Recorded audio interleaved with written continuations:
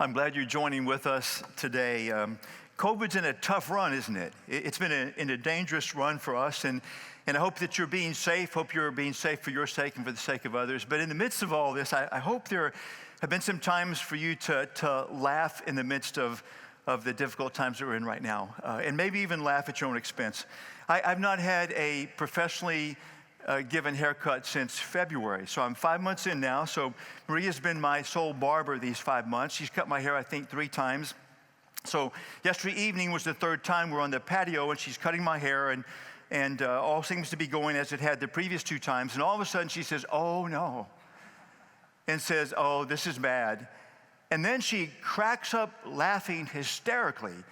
And she can't take her eyes off me. And every time she looks fresh again, she's laughing louder and louder and louder. And finally, she just gets the words out and says, "Whatever you do, don't turn that side of your head toward the camera tomorrow, and probably the next week and the next week as well." And so a couple hours later, I was able to laugh at it as well. And I am laser focused on you and the camera, head straight ahead.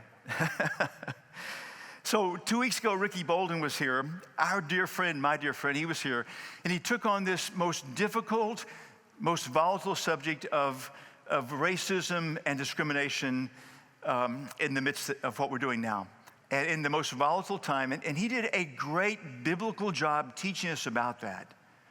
But he taught for 40 minutes, and it's difficult to teach that long about that subject and not hit a landmine or two. And Ricky hit a couple of them. And I thought back to last year. I was in Washington, D.C. with Ricky, and we were in the inner city together, meeting with some high school students that he had mentored in the inner city. And he'd asked me to speak to them, and I thought about, I'm so out of my element, inner city and poverty and teenagers and all, but God somehow gave me some things to really connect. But in the midst of that, there were a couple of places that I hit landmines, and Ricky was gracious to stand up after I spoke, and not that I'd said anything wrong at all, but I'd said some things that needed some clarity, needed some perspective, and Ricky did that, which made the time that I had with the high school students much, much better. And so this is a time for me to stand up and follow Ricky and add some clarity about a couple of landmines that he hit. I'm going to speak briefly about Black Lives Matter and briefly about law enforcement. And then I'm going to turn a page and look much more deeply with us at the issue of the racial divide in America. I got feedback from a number of you when Ricky spoke, and many of you were very favorable, and most of the favorable comments were around Ricky speaking about Black Lives Matter. At the same time, I got some unfavorable feedback, and most of that was about Ricky speaking about Black Lives Matter. And as I looked at the 2 bits of feedback, the 2 camps of feedback, I realized that those of you that heard very favorably about Black Lives Matter, you heard him make a declaration, a statement, Black Lives Matter, period. It's a sentence. It's a complete sentence. You heard him say, there's this biblical truth that Black Lives Matter.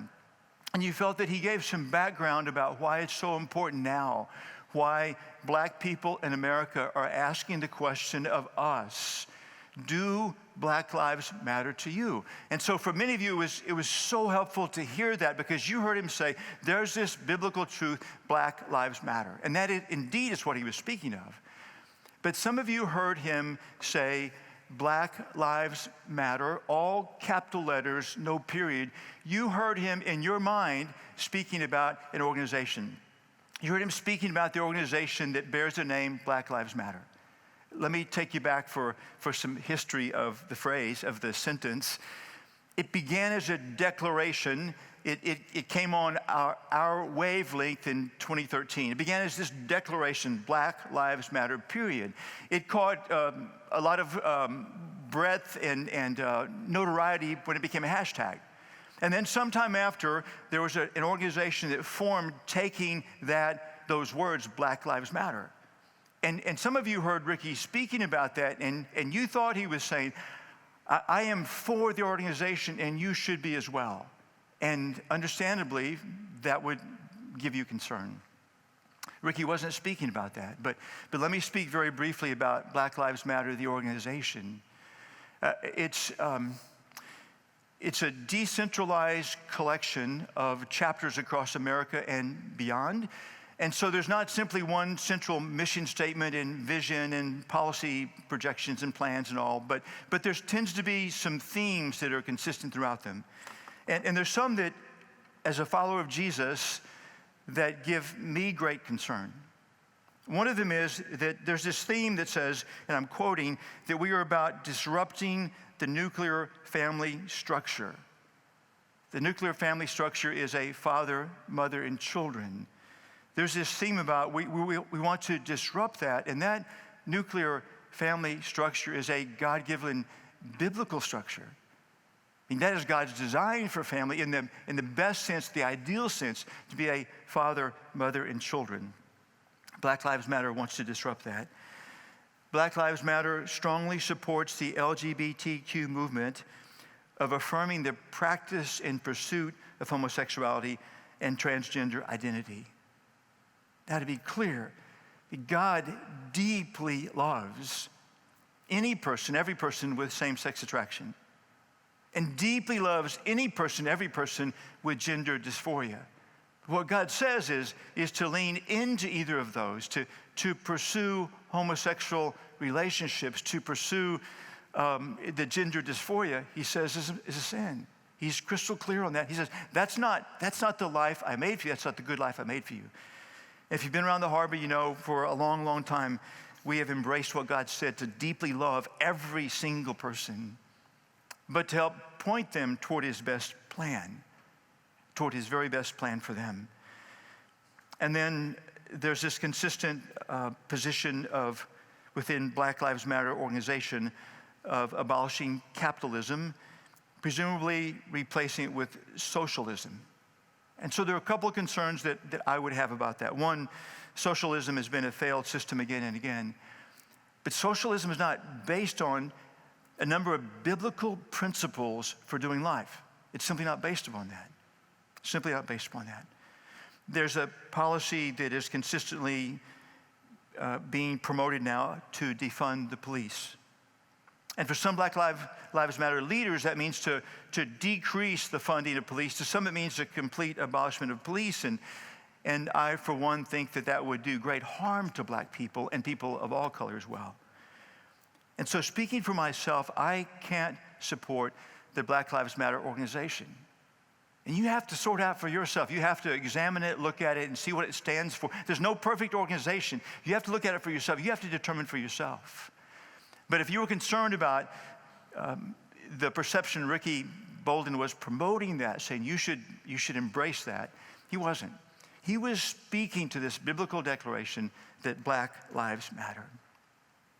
Now, I deeply believe that all lives matter, and you most likely do as well. But that belief hasn't kept me down through many, many years now of isolating a person or persons and saying, your life matters. I've been married to Marie for 43 years now, and 1,000 times I've said to her, your life matters. I've said it in different ways. I've used those words. Sometimes I've said, you add so much value to my life or to the lives of friends or to this world. Sometimes I've said, you make a difference. 1,000 times I've isolated her and said, your life matters. Marie and I have 2 grown sons, and hundreds of times I've said to them, your life matters. In different terms, different phrases, sometimes in those very words, your life matters. We have staff at the harbor, and numerous times the different staff, I've looked them in the eye and said, your life matters. You bring great value. You make a great difference. Your life matters. I've said to entire ministry departments collectively to these groups, while I believe all lives matters, I've said to them, your lives, those of you in tech, your lives matter so much. Those of you in worship, your lives matter, so on, so on. I've said, and the harbor has spoken many times boldly, when we believe all lives matter, but we have boldly said the unborn lives matter. Or the term I prefer, the pre-born lives matter. You and I have done this again and again. While we believe all lives matter, we've not hesitated to isolate one or more and say, your life matters. So Ricky made this compelling argument for why it matters now to a number of people that are black in America to hear us say, to declare the sentence, the biblical truth, your life matters. Black lives matter. What could keep us from doing that? What would keep us from doing that? It might be we're afraid that someone might read more into it than we intend or might read the wrong message. They might think we're saying that I'm saying I support the Black Lives Matter organization, or I'm for the Black Lives Matter organization. I'm in alignment with the Black Lives Matter organization. And you and I can clarify that if need be. I find I simply say, I say the declaration, Black Lives Matter, period. Or I've said, I deeply believe Black Lives Matter, period. If I were to say, I support Black Lives Matter, one would more likely think I'm speaking of the organization. If I say I'm for Black Lives Matter, I'm in alignment with Black Lives Matter, they might think I'm speaking of the organization. If need be, when you and I declare, and church, you and I must declare Black Lives Matter, period. If we need to clarify that we're making this biblical affirmation and not speaking of the organization, simply do so. Simply do so. Hey, you and I, the church, all the lives we've declared matter. You and I, the church, need to boldly declare Black Lives Matter. There's another group that needs to hear that their lives matter as well. It's the group of those in law enforcement in the United States. There's somewhere over 800,000 people in law enforcement at local and state and national levels. And I want to be the first to say that not all 800,000 of them are good. Some are bad, some are racist. But the truth is there are hundreds of thousands of good law enforcement officers doing a good job. There are a number here at the harbor, some I know very well, and they are great law enforcement officers doing a great job. And the job they've been in their entire career, not just the last 2 or 3 months, their entire career, this is what they've faced in their job, especially when they are having to arrest someone. They have been cursed as they do their job. They have been spat upon. They have had threats made directly to their lives, to their families' lives. They have been kicked, hit, shot at. They have peers that have been wounded, some that have been killed. They've risked their lives to provide safety for the rest of us. There's a spouse of one of our law enforcement officers here that says, every single time my husband goes out the door to work, I pray he will come back home again. Now, Marie doesn't have to pray that for me. She's never been compelled to pray that for me when I go to the church and go to work. And likely in your career or your spouse's career, if it's not law enforcement, likely not for you either. So, but that's been the norm for them. We have a couple of law enforcement officers that have been doing this for over 3 decades. That's just been the norm. But now in this environment, they're finding themselves disdained, disrespected, vilified, attacked verbally and physically just because they wear the uniform. They are deemed by many to be the enemy of society. They need to hear that blue lives matter. They need to hear that boldly proclaimed. What would keep us from declaring that? I would urge you, don't believe the lie that you have to choose between black lives and blue lives. Don't believe the lie that you have to declare one matters and the other doesn't. Don't believe that lie. Because the truth is, there's this conflict, there's this unresolved issue between black lives and law enforcement. And if we find ourselves forced into saying one group matters but the other doesn't, we will never resolve the issue. The only chance of resolution is to say both lives matter. Imagine with me if Black America, with one voice, while they declared that black lives mattered, and yes, we have an issue with law enforcement, if they boldly, with one voice, declared blue lives matter also. Imagine if law enforcement in America, all 800,000 plus, while they said, yes, we're in this struggle to sort out with Black America the issues and everything, we're in the midst of the struggle, we have some disagreements, but with one voice we declare black lives matter. It's in the declaration of both, because those are the parties separated with problems between them. It's in the declaration of both that both matter, that there's hope for resolution.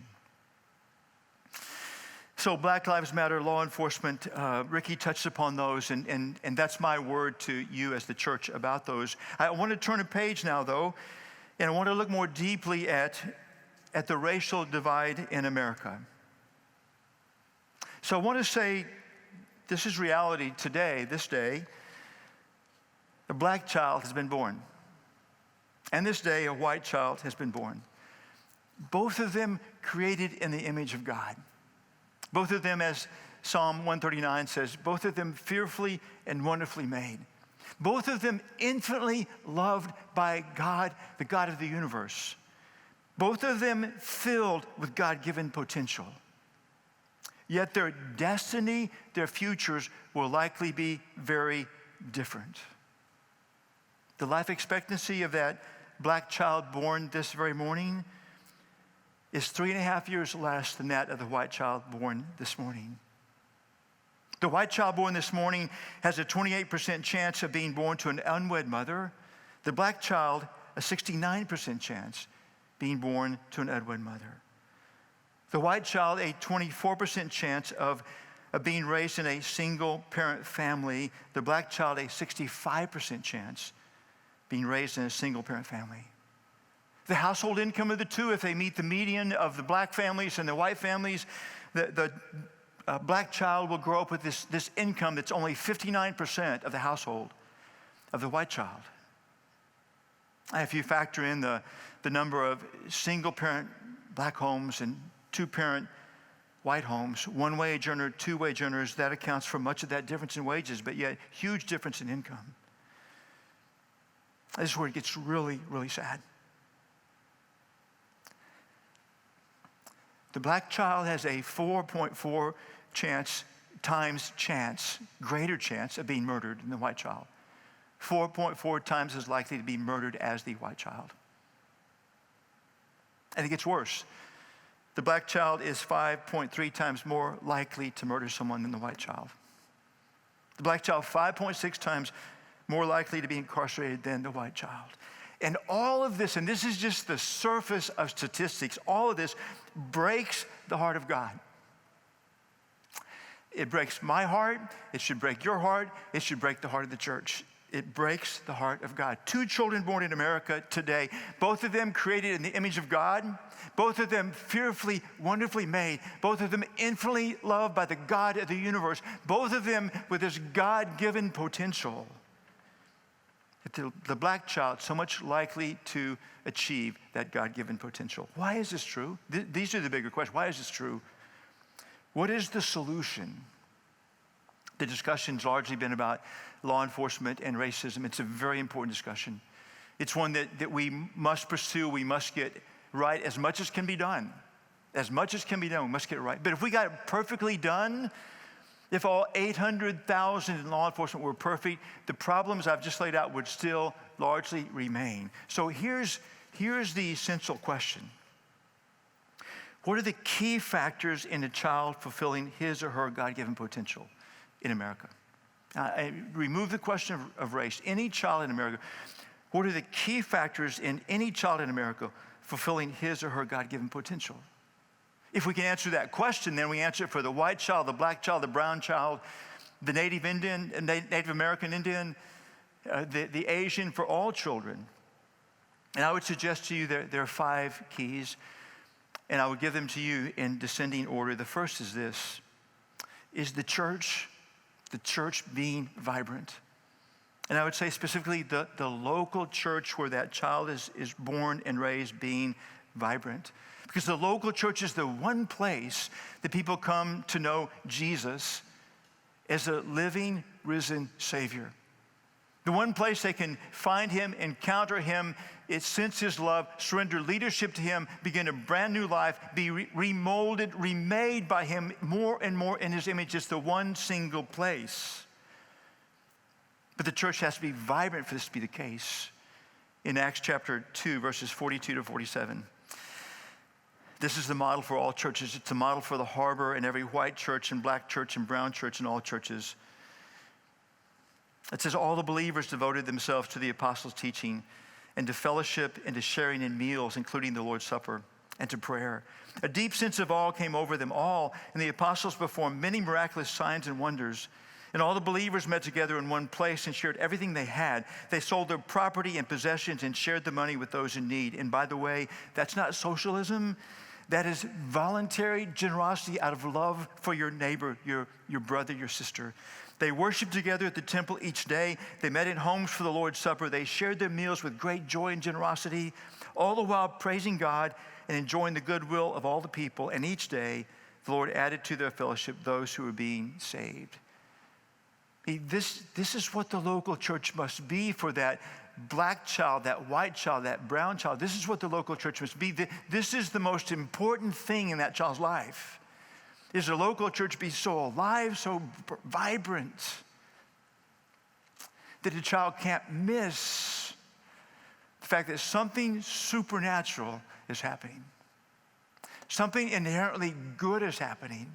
Something that they're drawn to, someone they would surrender to, is being worshiped and found in that place. The first thing that's crucial for any child is that the church, the local church, be vibrant. The role of government in that is to assure freedom of religion. That's the central role of government, is just to assure there's freedom to practice religion.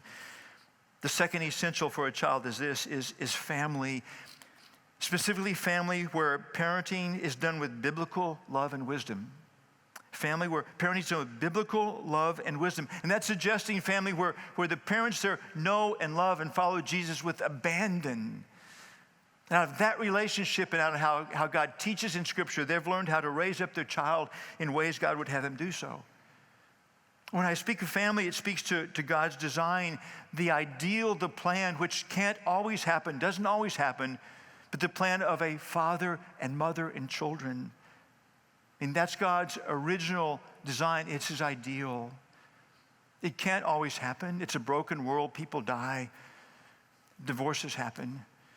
There's a pregnancy. In some cases, there shouldn't be a marriage that follows. It's the ideal. But the reality is when there's a single parent, and I know some great single parents that are heroes to me, and they've raised some great kids, but they've done it against all odds.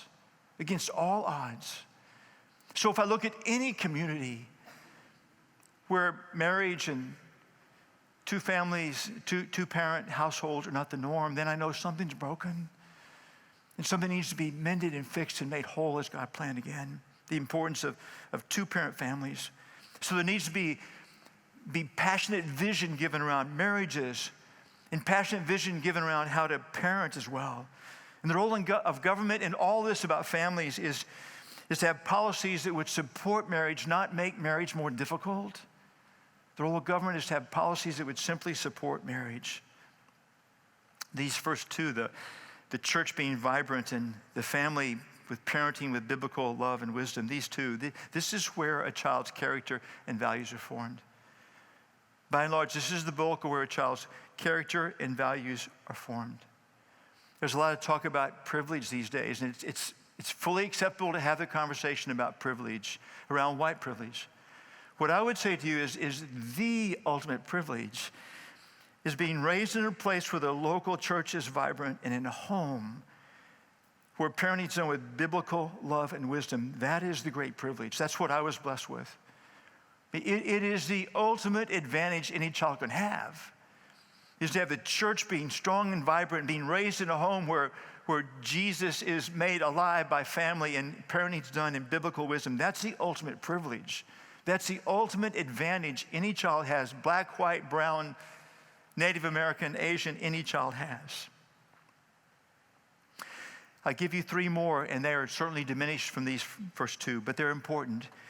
A child needs a neighborhood that is safe. And some of us have never had to worry about that. But there are a number of people in this country who do worry about that every single day. A child needs a neighborhood that is safe. And the role of government is to guard and protect from those who would do harm. To guard and protect from those who would do harm.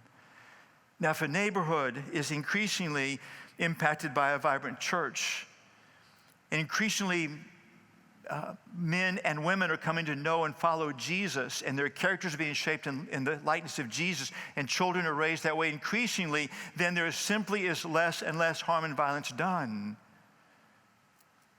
But whatever it remains, it's the government's role to guard and protect from those who would do harm. Law enforcement, judicial system have to get it right. They have to get it right. There has to be this partnership with the neighborhood. The fourth thing is this, is to have schools where there are quality teachers and quality curriculum. Quality teachers and quality curriculum. It's the role of government to provide that. Most places in America, the major influence of government over schools is local. It's a place where families and church need to have influence as well to see that schools provide quality teachers and quality curriculum. And then finally, there need to be jobs with equal opportunity. Jobs where color of skin, race, ethnicity simply doesn't matter anymore. Jobs where there's equal opportunity. Now, we need to address all five of these. We need to address each one with all that we can. But I have to say this, if we start at the bottom, and that's where our main focus is, if we try to provide equal opportunity for jobs, we will miss the mark. We will not have raised up children with the character and values and education to be prepared for those jobs. We can't simply put our focus on job equality. We can't simply put our focus on education, because you can have great teachers, great curriculum, but if you're not feeding it with children, with households that value education, that see the value of that, and help and support and encourage and model that, then it's a lost game. It's simply a lost game. We have to pour into job equality and best schools, have to pour into safe neighborhoods. But the most important part is to see that they're vibrant local churches and their families where parenting is biblical with love and wisdom then. It's a long-term play. The solution's a long-term play. There's a temptation to want to write legislation and think we can solve this with legislation. And there's legislation that will need to be written. We need to have wise legislation written. There'll be the need for that. There's a temptation to think if we write enough checks and spend enough money that will solve everything, and there'll need to be money spent, needs to be spent wisely. But that's not where the answers at the very core lie. It's a long-term play. It's a generational play. In fact, it's a multi-generational play. What is our role in that play? What is the role for those of us at the harbor in that play? It begins by looking at the harbor. We are one of God's local church. It begins about looking at ourselves. Are we that vibrant Acts 2 church? Are we all that God dreams of the harbor being? If you want my answer, the answer is no, not yet. No, we're not. Look at the harbor and ask, are we doing all that we can to raise the vision about marriage and give the skills and the abilities and the support for marriages to thrive here? Are we doing all that we can around parenting to teach people how to parent well with God's wisdom, how to parent well? Are we doing that? And I would say not yet, not yet. And then for the harbor, those of us at the harbor, we need to do informed voting aligned with biblical values. Do informed voting to align with biblical values, because government matters. Government can only do so much. They can't begin to do what the church can do, but they matter. And we need to align our voting with biblical values. What is our role as the harbor? We need to pray for Black America. We need to pray for those churches in America that are predominantly Black, and pray that God would make them the best of the Acts 2 churches, where the presence and love of Christ and power of Christ is so profound, like not a single person in the neighborhood can miss it. I found myself wondering, even wondering. I look at the harbor, and we have some strengths, we have some weaknesses, and I found myself wondering if there might be a black church somewhere in the Houston area with same values, and they have strengths and they have weaknesses, and if there might not be a partnership somewhere there, and it can be iron sharpening iron, and where we're weak, they're strong, and where they're weak, we're strong. And two local churches could get stronger and become more Acts 2 churches. Pray for Black America, especially the Black church in America, that marriage can be held increasingly in high esteem, that vision is given and skills are given around marriage. Pray that vision and skills are given around parenting that is biblically driven in Black America. Pray for neighborhoods in Black America for safety. Pray for the relationship between the neighborhood and law enforcement, that they can both be for each other. For the sake of the kids, for the sake of the parents, they can be for each other and keep neighborhoods safe. Pray for schools in Black America, that they're quality teachers, quality curriculum there. Pray for jobs across America. There would not be another case where someone's skin, someone's ethnicity is a deciding factor on a job. Never again. Friends, 2 children have been born in America today. One black, one white. Both of them made in the very image of God. Both of them fearfully and wonderfully made. Both of them infinitely loved by their Creator. Both of them with this God-given potential in life. One has this distinct disadvantage of fulfilling that potential, but it doesn't have to remain so. Indeed, it must not remain so. Not in this generation. Would you pray with me? Father in heaven, you care about this subject, Father, so much. Every single life. You want every single life to have the advantage of how you've designed things, the advantage of the church alive, the advantage of families that are so grounded in you and your love and your wisdom, neighborhoods safe, children educated well, job opportunities waiting for them. It matters deeply to you, it matters deeply to us too, Father. We are one local church. We're just one local church, but we can make a difference here. Father, help us look at ourselves. Help us see what you want to do here, what you want to change within us, what you want to change at the harbor in our lives. Help us care deeply about Black America, about Black neighborhoods and predominantly Black churches in America, to care deeply and draw our hearts in prayer for them. That increasingly that they would find these 5 things are so present and so full and so vibrant and so impactful upon every single Black child born. But beyond that, Father, in America, because each child needs the same. May it be true of every Black child, every brown child, every Native American child, every Asian child. I could go on and on and on, Father. I pray this with anticipation, with excitement. In Jesus' name, amen.